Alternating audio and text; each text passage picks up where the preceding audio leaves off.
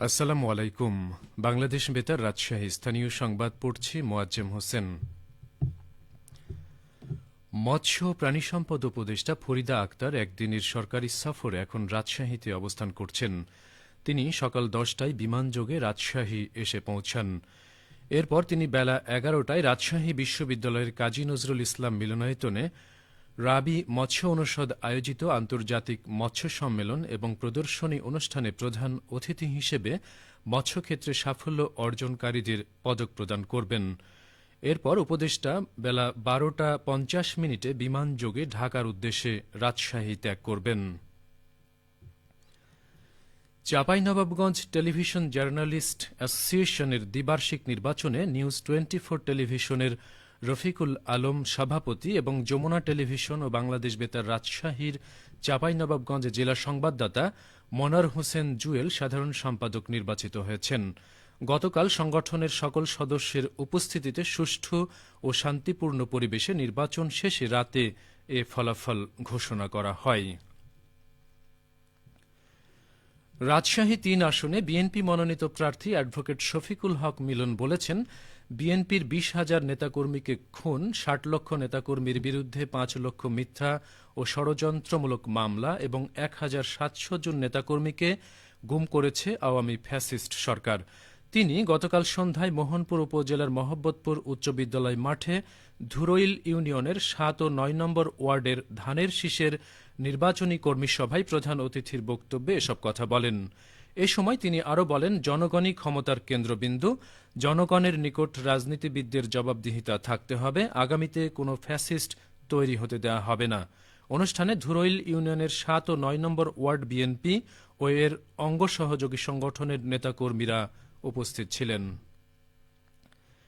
সিরাজগঞ্জের কাজীপুরে ভেজাল সার বিক্রি বন্ধে বিভিন্ন স্থানে অভিযান পরিচালনা করা হয়েছে। এ সময় ভ্রাম্যমাণ আদালত বসিয়ে 40,000 টাকা জরিমানা আদায় করা হয়।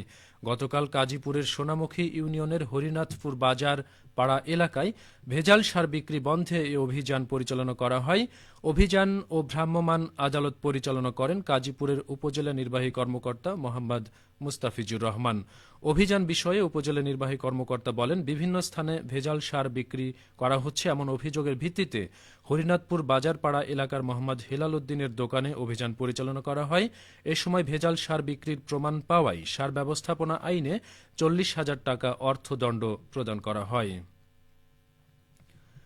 নাটোর জেলার 1,200 ক্ষুদ্র প্রান্তিক কৃষকের প্রত্যেককে হাইব্রিড জাতের ব্যুরো ধান চাষে প্রয়োজনীয় বীজ বিনামূল্যে প্রদান করবে সরকার।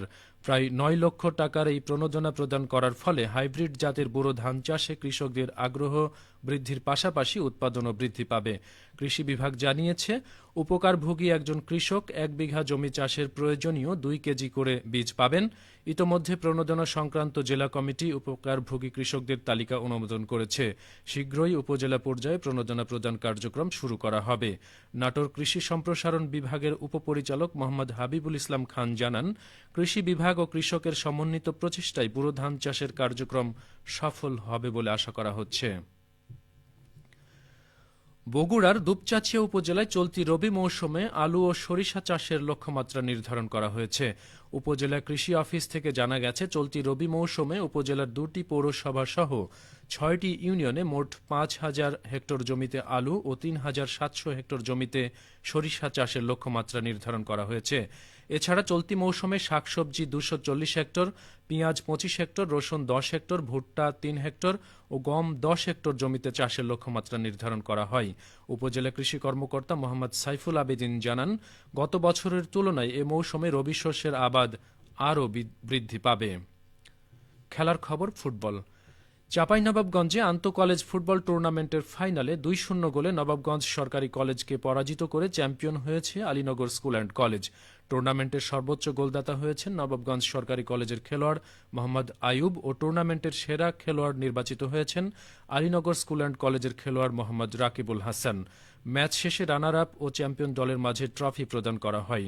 টুর্নামেন্টে জেলার বিভিন্ন শিক্ষা প্রতিষ্ঠানের 10টি ফুটবল দল অংশগ্রহণ করে।